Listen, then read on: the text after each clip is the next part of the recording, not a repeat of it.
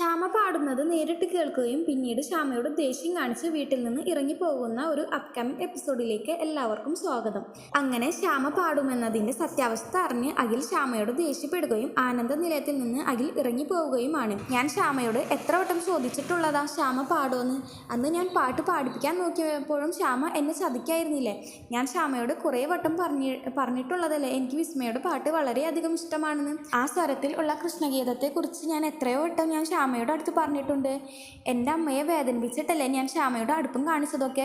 എന്നിട്ടും ശ്യാമ എന്നെ ചതിക്കായിരുന്നില്ലേ. ഇതും പറഞ്ഞ് ശ്യാമയെ കൊണ്ട് ഒന്നും പറയാൻ സമ്മതിക്കാതെ അഖിൽ ദേഷ്യപ്പെട്ടുകൊണ്ട് ശ്യാമയോട് സംസാരിക്കാണ്. പിന്നീട് അഖിൽ ശ്യാമയെയും കൊണ്ട് വീട്ടിലേക്ക് പോവുകയും ശ്യാമയെ അകറ്റി നിർത്തുകയുമാണ്.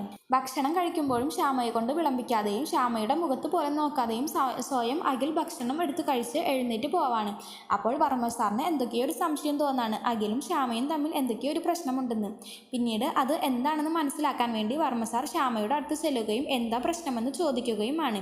ആ സമയത്തൊക്കെ അഖിൽ രണ്ടുപേരും തമ്മിൽ ഉണ്ടായ പ്രണയ നിമിഷങ്ങൾ ഓർത്ത് സങ്കടപ്പെട്ടിരിക്കുകയാണ്. ശേഷം ശ്യാമ ആ സത്യം വർമ്മ സാറിനോട് പറയാണ്. നിങ്ങൾക്ക് ഈ വീഡിയോ ഇഷ്ടപ്പെടുകയാണെങ്കിൽ ലൈക്ക് ആൻഡ് ഷെയർ ചെയ്യുക, കൂടെ സബ്സ്ക്രൈബും ചെയ്യുക. താങ്ക്